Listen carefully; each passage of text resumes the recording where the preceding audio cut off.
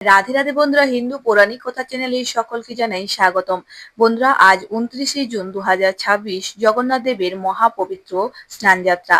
স্নানযাত্রা অত্যন্ত পবিত্র একটি উৎসব, যা অতি নিয়ম নিষ্ঠার সঙ্গে পালন করা হয়। স্নানযাত্রার দিনটি জগন্নাথ দেবের জন্মদিন হিসেবে পালন করা হয়। এই দিন পুরী তথা দেশের বিভিন্ন জায়গায় উৎসব পালিত হয়। এই দিনটি অত্যন্ত শুভ একটি দিন বলে মানা হয়। মনে করা হয় এই দিন যে কোনো শুভ কাজ করলে খুবই শুভ ফল লাভ করা যায়। এমন কিছু কাজ রয়েছে যা এই দিন করলে জীবনে নানান দিক থেকে বিশেষ উপকার পাওয়া যায়। তো চলুন সেই সব কাজগুলি কি কি আমরা জেনে নিই। সর্বপ্রথম এই দিন গঙ্গা স্নান করতে হবে। আপনি যদি গঙ্গা স্নান না করতে পারেন তাহলে এই দিন যে কোনো পুকুর বা জলাশয়ে স্নান করবেন।